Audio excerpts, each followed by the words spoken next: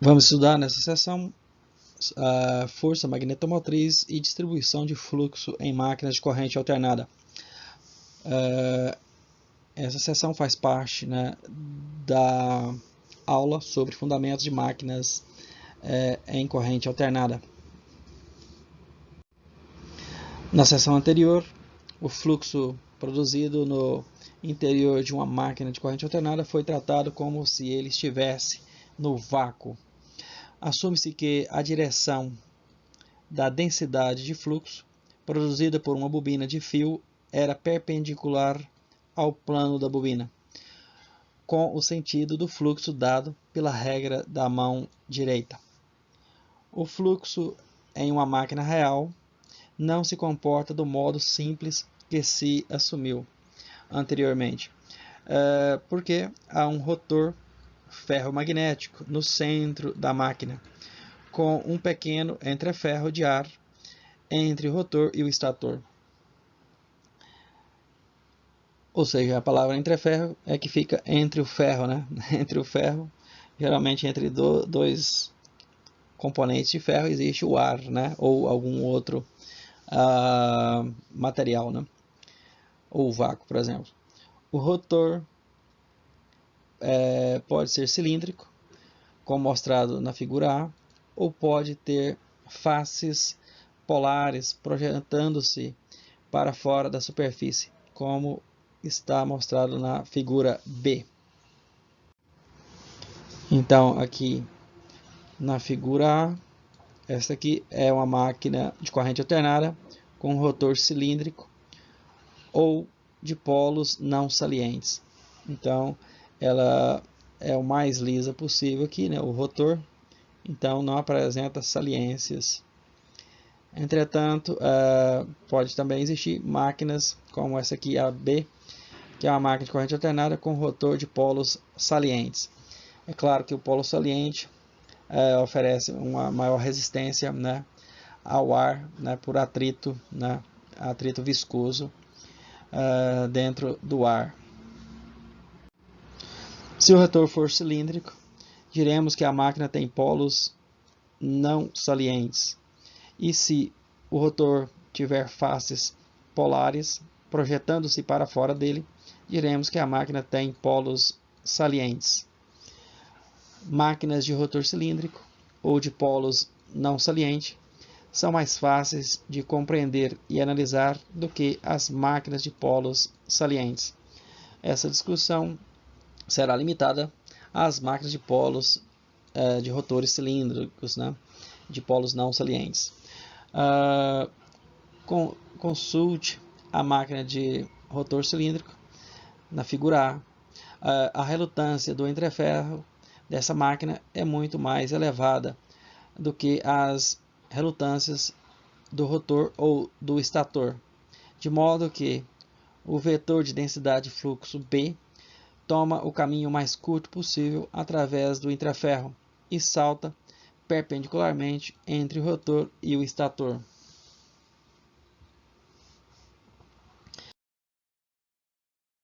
Para produzir uma tensão senoidal em uma máquina como esta, o valor da densidade do fluxo B deve variar de forma senoidal ao longo da superfície do entreferro.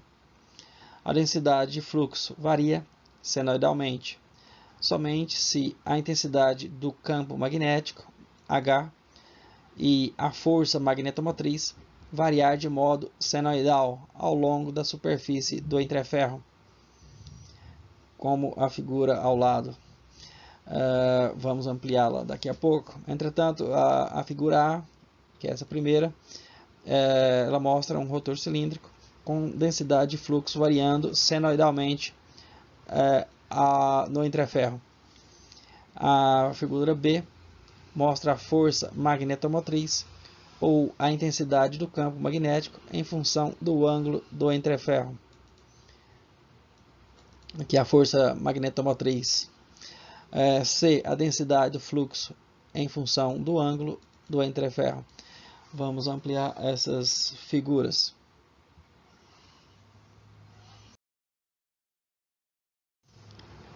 Então, podemos observar aqui que para a figura A, né, mostra, né, um rotor cilíndrico com uma densidade de fluxo variando senoidalmente no entreferro. Então, observe, né, que esses pequenos vetores aqui,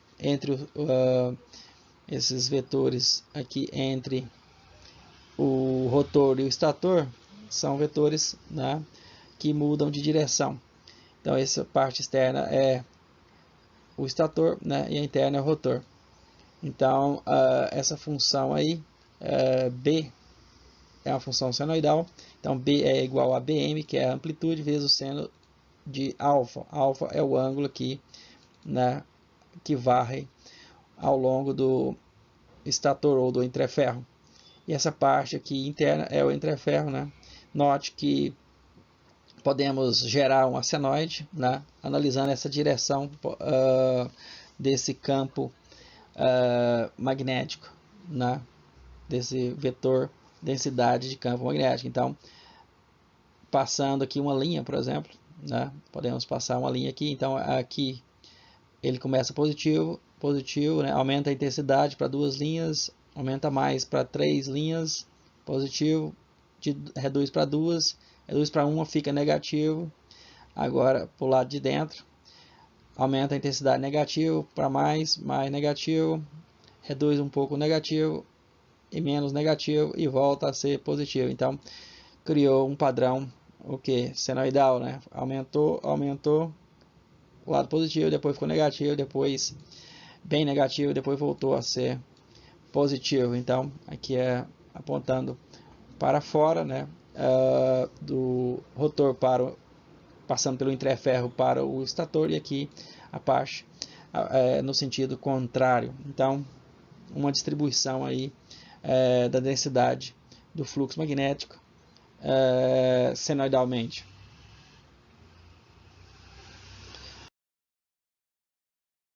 Então, mostrando agora a força magnetomotriz com esse F modificado, ou aqui o módulo de H de S, que é o vetor intensidade do campo magnético, no caso do campo magnético, em função do ângulo do entreferro. Então, aqui mostra uma distribuição senoidal em função de alfa no entreferro, nessa distribuição. A força eletromotriz, né, claro que ela foi gerada a partir das bobinas, né, do estator, provavelmente.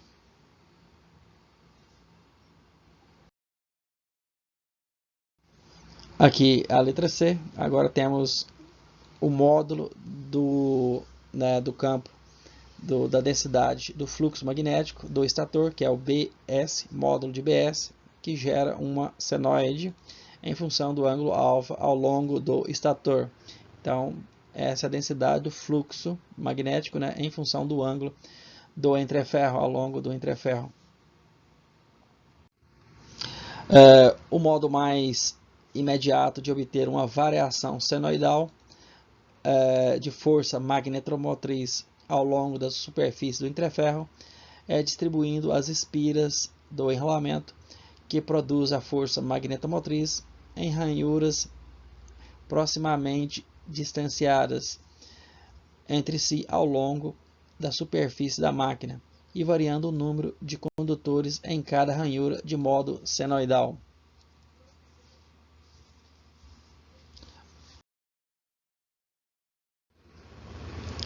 A figura A mostra um enrolamento como esse e a figura B mostra a força magnetomotriz resultante do enrolamento. Então, aqui na figura A, essa de cima, uma máquina de corrente alternada com um enrolamento de estator distribuído, projetado para produzir uma densidade de fluxo magnético, que varia senoidalmente no entreferro. O número de condutores em cada ranhura está indicado no diagrama. Então, observamos que a menor quantidade de condutores nas ranhuras estão aqui, né, que são 3 nessa posição. temos aqui um valor intermediário 7, aqui nessas duas posições, o número de condutores nessas ranhuras, e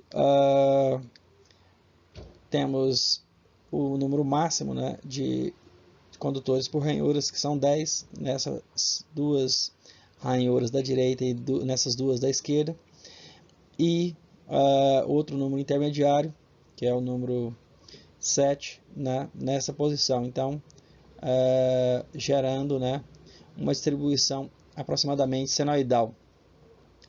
Então, aqui na letra B, então mostra, né, a distribuição da força magnetomotriz resultante do enrolamento, comparada com uma distribuição ideal, né, senoidal. Então, vamos ampliar essa figura para ficar mais claro.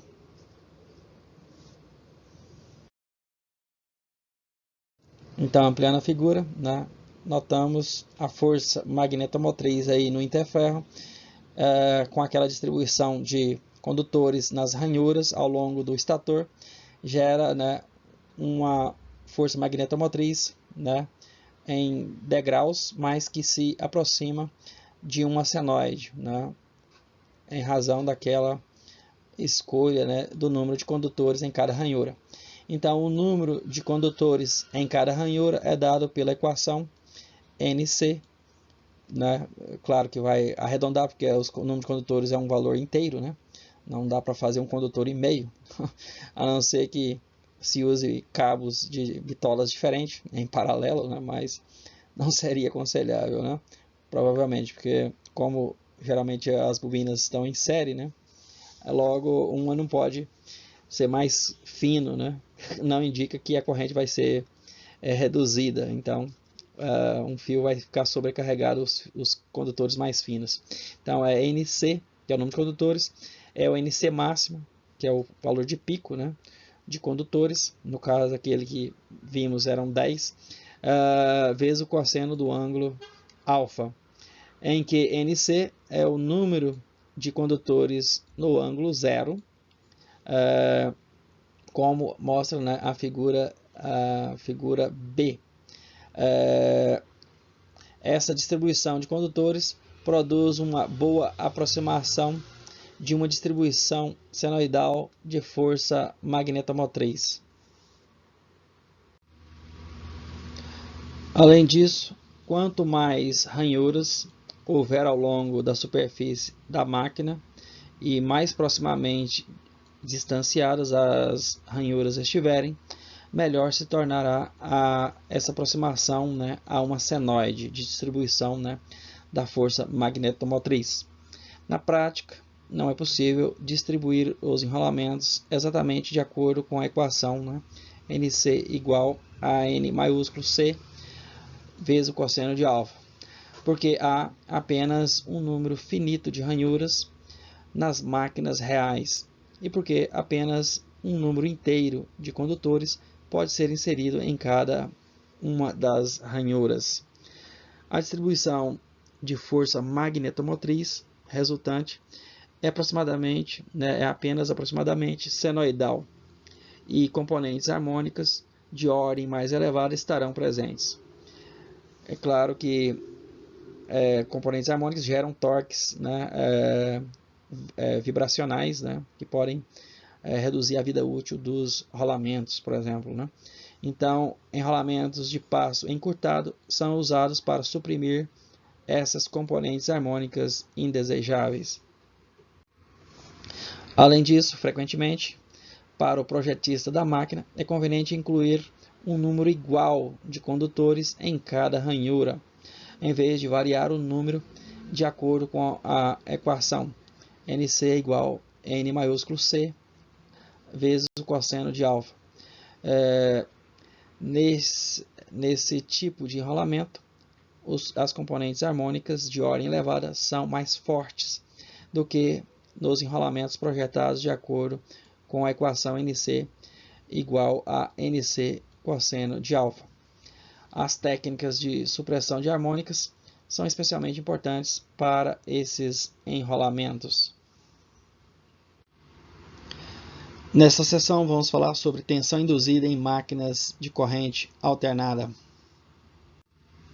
Assim como um conjunto de correntes em um estator pode produzir um campo magnético girante, um campo magnético girante pode produzir um conjunto de tensões trifásicas nas bobinas de um estator. Esse é um princípio do gerador. As equações que determinam a tensão induzida em um estator trifásico serão desenvolvidas nessa seção. Para facilitar o desenvolvimento, vamos começar examinando uma bobina simples, limitada a apenas uma espira, e então ampliaremos os resultados para um estator trifásico mais genérico.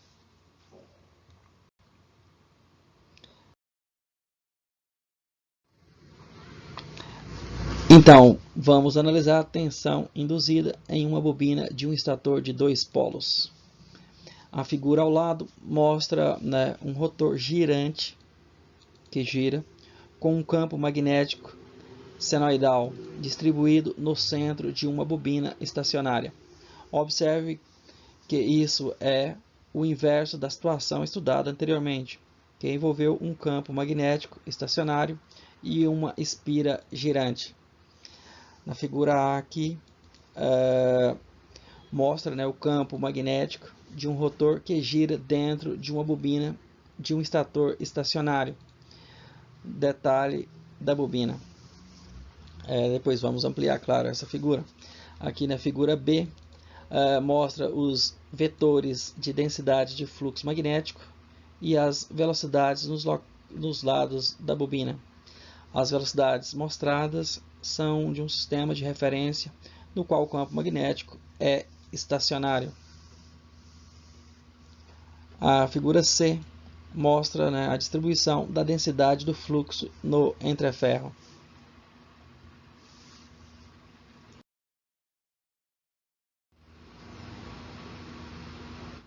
Está mostrada aqui então, né, a bobina semelhante àquela bobina que mostramos para o caso do motor, né, do motor ou princípio motor, do motor de corrente alternada. Então o campo magnético de um rotor, né, como eu já falei, que gira dentro de uma bobina de um estator estacionário. Se é estator, geralmente, né, é estacionário. Detalhe da bobina. Então elas têm essa bobina aqui mostrada, apresenta também, né, uma força eletromotriz, né, induzida aqui, e tem os mesmos segmentos mostrados anteriormente, né? O segmento AB, aqui ela está na posição tridimensional. Eles poderiam ter colocado desde o início, né? Com essa visão tridimensional seria mais fácil de entender. Então aqui a força eletromotriz gerada do segmento BA, e aqui do segmento CB, e aqui do segmento DC. E claro, teria também, né, o segmento DA ou AD, né? Entretanto, dependendo do ângulo, é zero, né? Esses valores. Então aqui está, né, em detalhe essa bobina.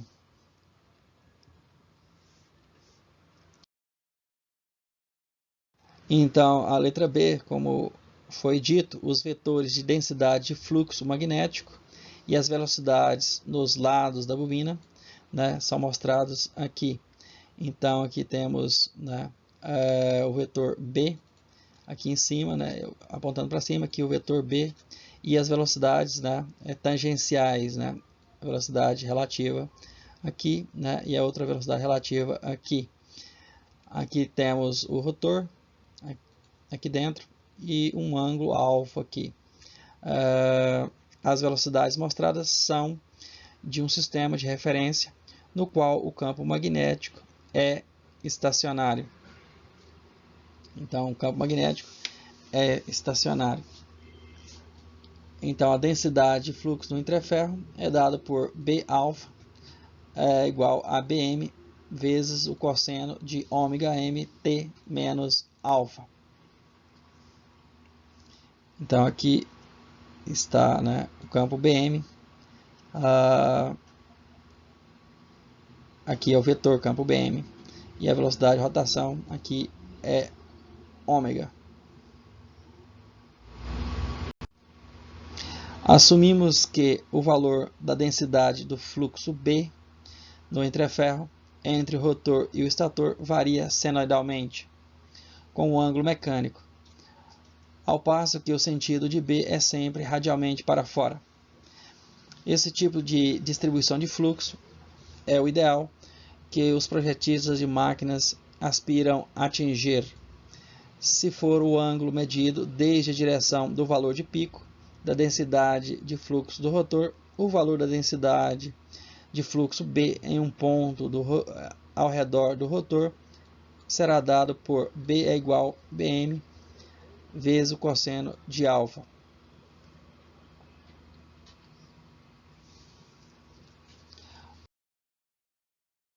Observe que em alguns lugares ao redor do entreferro, o vetor de densidade de fluxo realmente apontará em direção ao rotor. Nesses locais, o sinal da equação abaixo é negativo. Como o rotor está girando dentro do estator com uma velocidade angular ômega-m, então o valor da densidade de fluxo B para qualquer ângulo ao redor do estator é dado por, então B é igual a Bm vezes o cosseno de ômega t menos alfa. A equação da tensão induzida em um fio condutor é, como já vimos, a tensão induzida E é igual ao produto vetorial da velocidade do condutor pela densidade do fluxo magnético, vezes o produto escalar por L, né, que é o comprimento, a direção do comprimento e o seu valor, né, do comprimento de cada condutor, em que V representa, né, claro, a velocidade do fio em relação ao campo magnético, B é o vetor densidade de fluxo magnético e L é o comprimento do condutor dentro do campo magnético.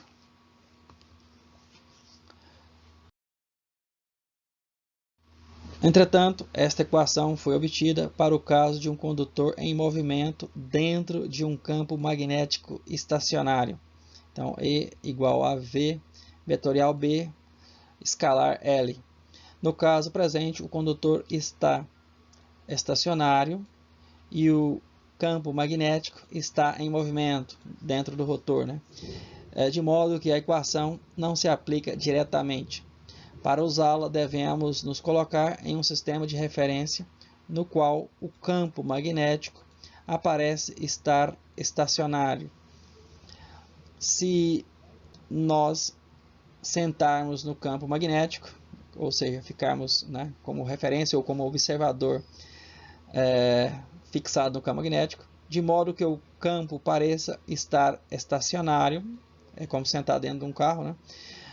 Os lados da bobina parecerão passar por nós com uma velocidade aparente V relativo e a equação poderá ser aplicada. Então é o princípio da relatividade aí, né, do referencial sendo utilizado, né, para o cálculo e obter os mesmos resultados. A figura B mostra o vetor de campo magnético e as velocidades do ponto de vista de um campo magnético estacionário e um condutor em movimento. Ou seja, se o campo magnético for gerado pelo rotor, entretanto o rotor está parado, ele gera um campo, por exemplo, um campo B, Bm, por exemplo. Entretanto, quem vai girar agora, qual elemento que vai girar é o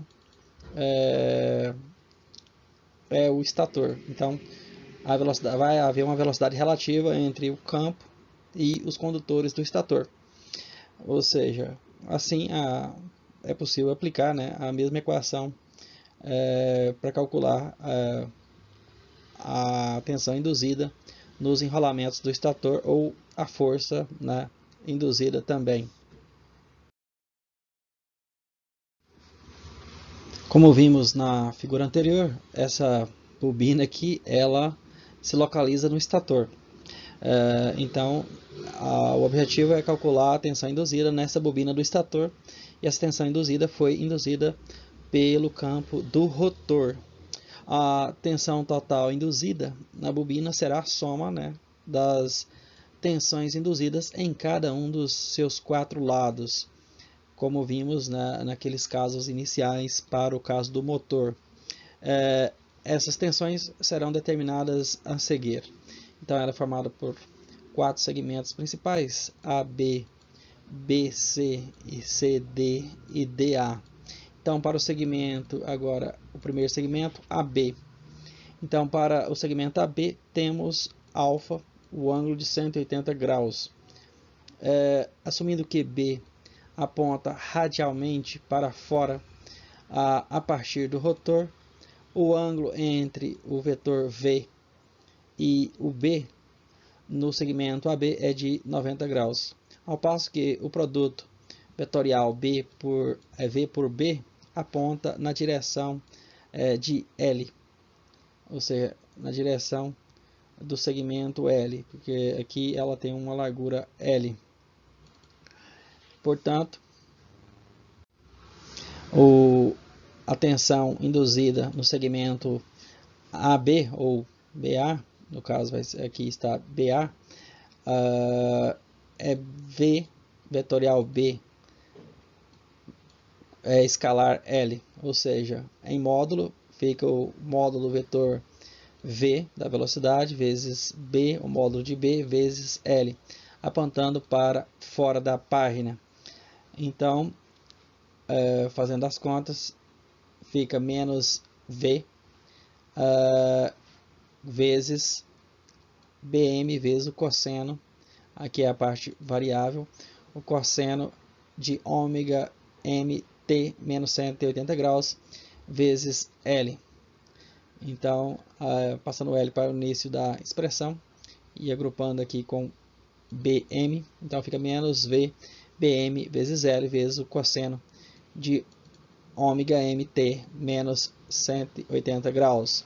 Ou seja, a tensão induzida nesse segmento tem uma forma cossenoidal, ou seja, como se fosse um seno deslocado, em que o sinal negativo vem do fato de que a tensão é gerada com uma polaridade oposta à polaridade assumida. No segundo segmento BC, a tensão no segmento BC é zero, porque o produto vetorial entre V e B é perpendicular a L. Portanto, a tensão CB, ou a força eletromotriz CB gerada nesse segmento, é zero. Então, o produto vetorial V por B escalar L é igual a zero. Como é perpendicular, então o produto escalar é o cosseno, o seno ou cosseno. Então, se é perpendicular a L, se o produto escalar que for zero, então o cosseno de 90 é zero, então por isso que o valor é zero. O segmento 3, aqui, segmento entre C e D. Para o segmento C e D, a alfa é igual a 0 grau, assumindo que B aponta radialmente para fora a partir do rotor.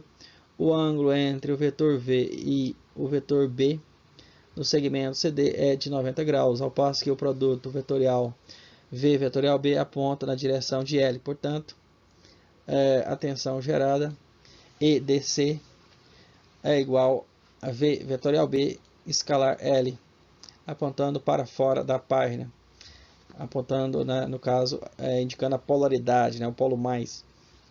O polo mais fica para o lado da página, no segmento. O segmento DC. Então, que tem o comprimento L, o comprimento L. Então, fica VBML cosseno de ômega T, ou seja, uma tensão variável senoidalmente ou cossenoidalmente, tanto faz. O segmento 4 é o segmento DA. A tensão no segmento DA é zero, porque o produto vetorial é perpendicular a L. Então, é o produto vetorial perpendicular a L. Então, se o produto vetorial V por B é perpendicular a L, se é perpendicular, então o cosseno do ângulo é zero. Então, aí tem que ver, né, como que fizemos lá para o motor. É a mesma coisa, né, com a regra da mão esquerda. É o método para se analisar esses produtos vetoriais e o escalar. Então, V vetorial B, escalar L é igual a zero. Portanto, a tensão total na bobina será a tensão induzida é EBA mais EDC. Então, somando as duas expressões dos dois segmentos que geram tensão diferente de zero, então podemos somar, né, aqueles dois valores que já calculamos.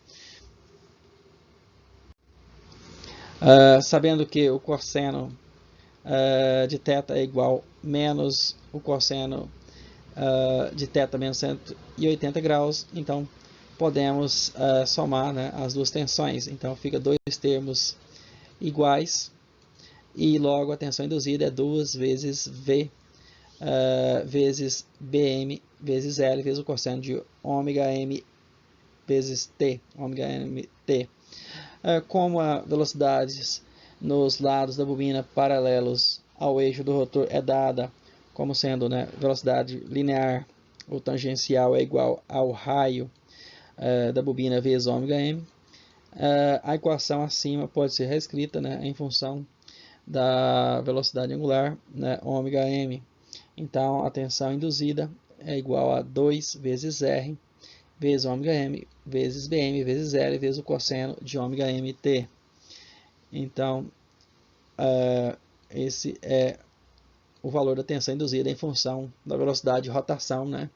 E outros parâmetros, como o campo magnético, o raio da espira, né? E o comprimento da espira, das bobinas, né? E assim por diante.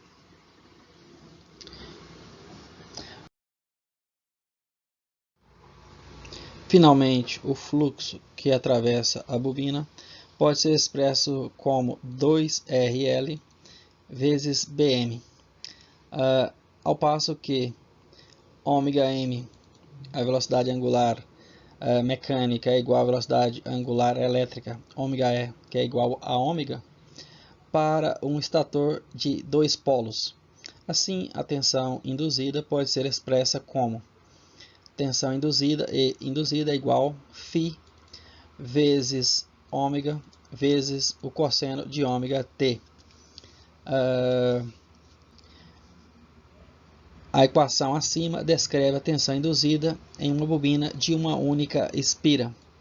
Se a bobina do estator tiver NC, number of coils, espiras de fio, então a tensão total induzida será multiplicada pelo fator NC, que é o número de espiras, que vem dessa equação de cima.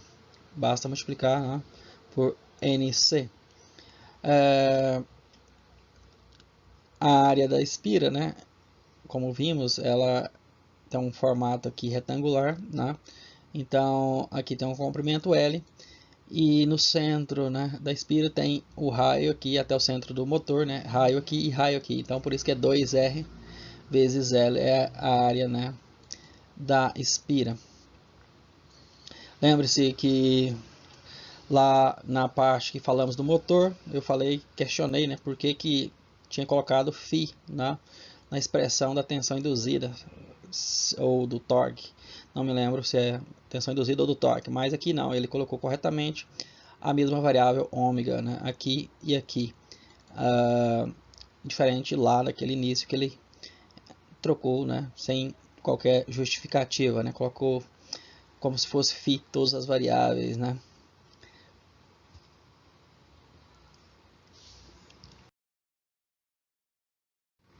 Observe que a tensão produzida no estator dessa máquina de corrente alternada simples é senoidal, com uma amplitude que depende do fluxo da máquina.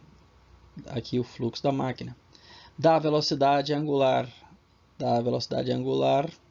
aqui ômega, do rotor, e de uma constante que depende da construção da máquina, e de uma constante que depende da construção da máquina, ou seja, neste caso NC, neste caso simples, que é o número de espiras, Este resultado é o mesmo que obtivemos para o laço simples em rotação, já estudado no início da aula.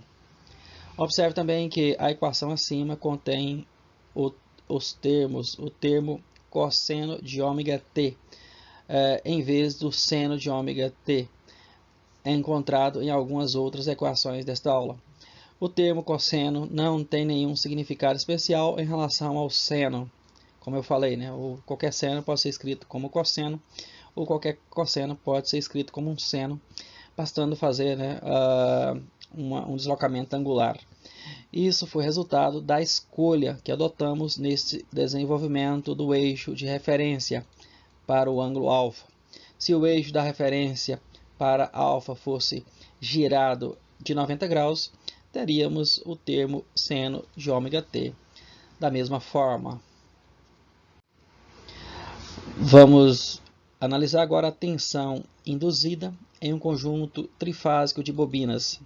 Analisamos apenas uma bobina, agora vamos analisar as tensões induzidas em 3 bobinas, agora distribuídas ao longo do estator da máquina. Então, temos aqui o conjunto de bobinas A, ou seja, da fase A. Temos aqui o conjunto de bobinas da fase B.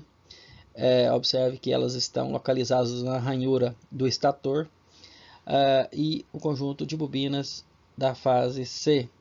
Aqui, claro, ele está colocando apenas como se essa bobina fosse de apenas uma espira, para um caso elementar.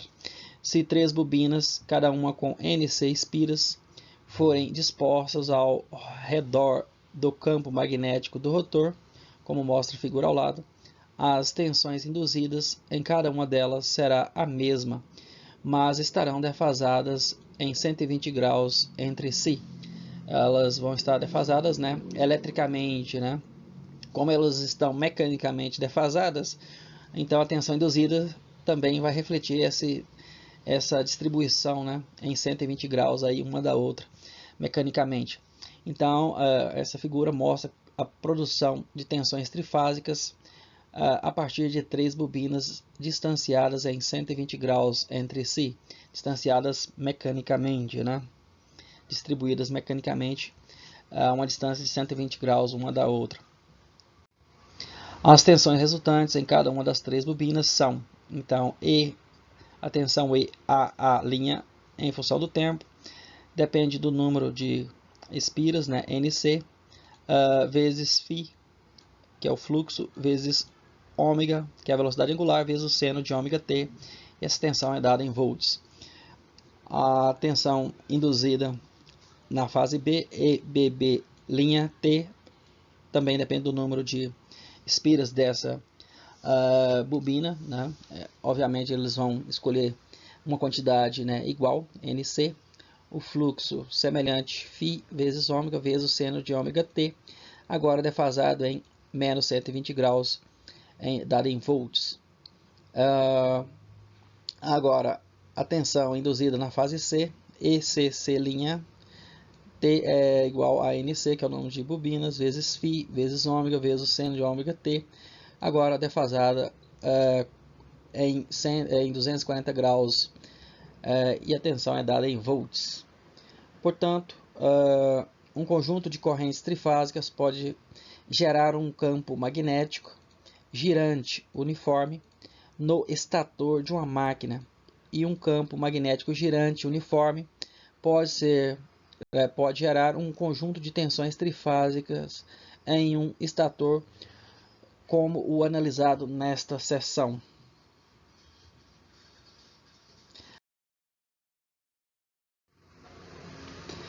A tensão eficaz em um estator trifásico. Então, a tensão de pico em qualquer uma das fases de um estator trifásico desse tipo é tensão máxima é igual ao número de condutores da bobina vezes φ vezes ômega. Como ômega é igual a 2π vezes F, essa equação também pode ser escrita como E máximo, ou a tensão máxima, 2 vezes π vezes NC vezes φ vezes F, ou seja, 2πf, né? 2π vezes F. Portanto, a tensão eficaz, ou seja, em RMS, de qualquer uma das fases desse estator trifásico é, claro que esse valor eficaz para uma onda senoidal basta dividir, né, a equação por raiz de 2. Então, ficou a tensão apenas para os casos senoidais e cossenoidais, né? Então, a tensão E da fase A é igual a 2π sobre raiz de 2 vezes NC vezes φ, que é o fluxo, vezes F. Podemos racionalizar, né? Eliminar o radical da parte de baixo, multiplicando por raiz de 2 em cima e embaixo. Então, podemos obter essa expressão aqui, que é a tensão na fase A igual a raiz de 2 vezes π vezes NC vezes φ vezes F.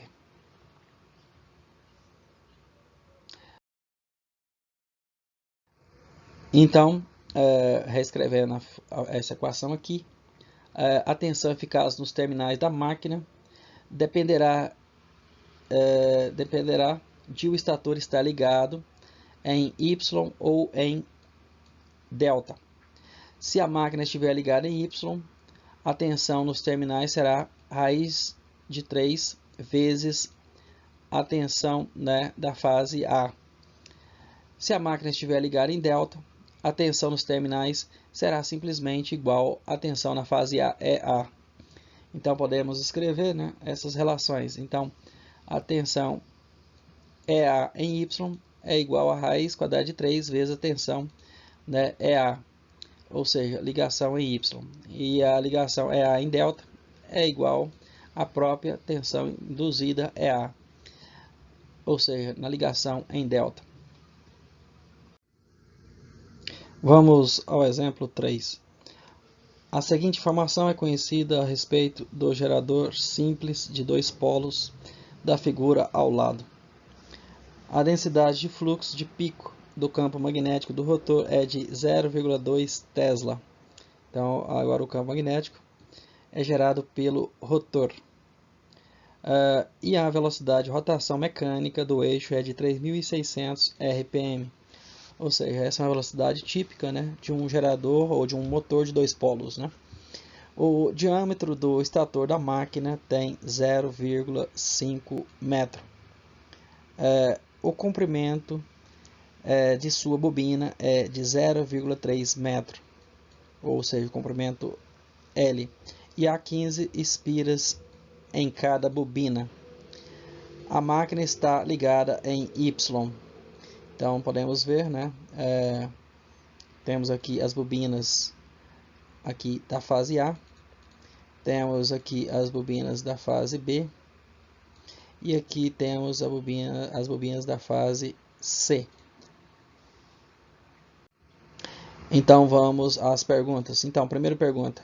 Quais são as 3 tensões de fase do gerador em função do tempo? Letra C. Qual é a tensão de fase eficaz desse gerador? Tensão eficaz, ou seja, RMS. Letra C. Qual é a tensão eficaz nos terminais desse gerador?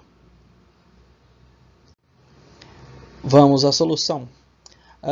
Então, para fazer esse cálculo, temos que calcular, né, alguns valores baseados nos dados do enunciado do problema. Então, o fluxo nessa máquina é dada por, o fluxo é a área, né, 2R vezes L vezes o campo. Então, esse é o fluxo. Então, como 2R é igual ao diâmetro, então aqui está D vezes L vezes B. Em que D, claro, é o diâmetro, L é o comprimento da bobina, portanto, o fluxo da máquina é dado por, fluxo então é 0,5 metro, que é o valor do diâmetro, vezes 0,3 metro, que é o comprimento da máquina, vezes B, que é a densidade do fluxo magnético, que é 0,2 Tesla. então o fluxo magnético é de 0,03 Weber, ou Weber. A velocidade do rotor é dada, então, pela seguinte equação. Ômega igual a velocidade em RPM, né, 3.600 RPM, vezes 2 rádios, 2 radianos, e converte, claro, os minutos em segundos. Então, aqui a velocidade ômega, como o minuto tem 60 segundos, então os RPM são rotações, né, por minuto. Então, como é rotações por minuto, então é voltas por minuto, e uma volta tem 2 radianos, então é 2 radianos por minuto, né? Então, por minuto aqui embaixo. E o minuto aqui embaixo, né, claro, vai cortar com o minuto aqui em cima. Então, vai ficar apenas rádios por segundo. Então, o que vai dar 377 rádios por segundo. Letra A. Agora, depois daqueles cálculos iniciais, podemos responder a letra A. Então, a letra A perguntou quais são as 3 tensões de fase do gerador em função do tempo. Deste modo, os valores das tensões de fase de pico são a tensão E máximo é igual ao número de condutores, vezes o fluxo, vezes a velocidade em radianos por segundo. Então, como vimos nos dados do enunciado, são 15 espiras, vezes agora o fluxo, que deu 0,03 Weber, vezes a velocidade em radianos por segundo de 377. Então, a tensão induzida é de 169,7 volts. Então, a partir dessa amplitude, podemos então deduzir, né, as 3 tensões de fase. Então, para a fase A, a defasagem angular podemos supor igual a zero, né? Zero, o ângulo zero, então fica a amplitude, que é o 169,7 volts, que veio daqui, e seno de ômega t, como ômega é 377, então fica seno de 377t, dado em volts. A equação é similar, né, para a fase B e C, bastando fazer, né, o deslocamento em 120 graus. No caso, para a fase B, menos 120 graus, e para a fase C, menos 240 graus. Então, aqui é a sequência, né, de fase A, B, C, ou seja, vocês poderão ouvir falar muito disso aqui em outras disciplinas. A sequência ABC indica que a tensão primeiro que aparece é a fase A, a segunda é a B, e a terceira a fase C, que a gente considera como sendo fasores, né? Então, os fasores, vocês devem ter visto em circuitos elétricos. Então, para um observador, né, que está parado em algum ponto qualquer, observando, né, os fasores das tensões, então, primeiro, e girando no sentido anti-horário. Então, primeiro passa a fase A, que ela está no ângulo zero. Depois passa a fase B, que está em menos 120 graus, que é essa aqui. E depois passa a fase C, como se fosse, né, um carrossel. Um carrossel, né, que estejam, né, cada fase em uma distância, né, de 120 graus ao redor do carrossel, girando, né, no sentido anti-horário, e alguém observando, né, que é o observador, esse carrossel girando.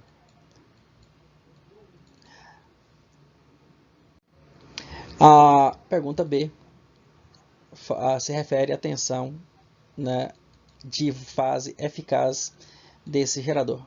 A tensão eficaz, é claro, é o valor máximo, o valor de pico E máximo, dividido por raiz de 2. Então, para ondas senoidais, não é para qualquer onda, né? É somente ondas senoidais ou cossenoidais.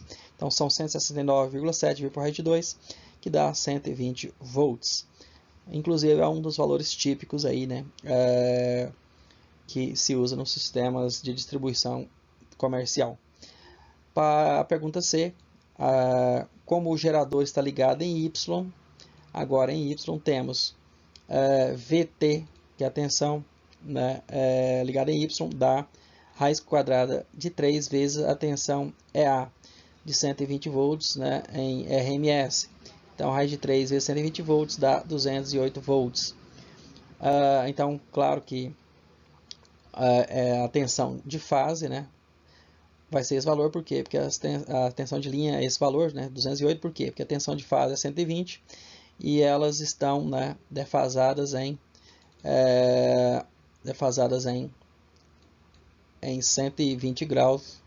Então, se aqui tem 120 volts RMS, né, 120 volts RMS, então na extremidades, ou medindo as tensões entre essas tensões A e B, por exemplo, então vai dar aqui o valor de 208 volts RMS. Esse mesmo valor pode ser obtido, né, através da lei dos cossenos, da diferença da diferença aqui, né, o cosseno da diferença e o cosseno, né, é possível usar a lei dos cossenos para calcular esses valores, né. O vetor diferença entre o vetor da fase A, por exemplo, EA, né, e EB. Claro que aqui eu não coloquei o ângulo da fase A no ângulo zero, né, mas poderia. Aqui são tensões em RMS.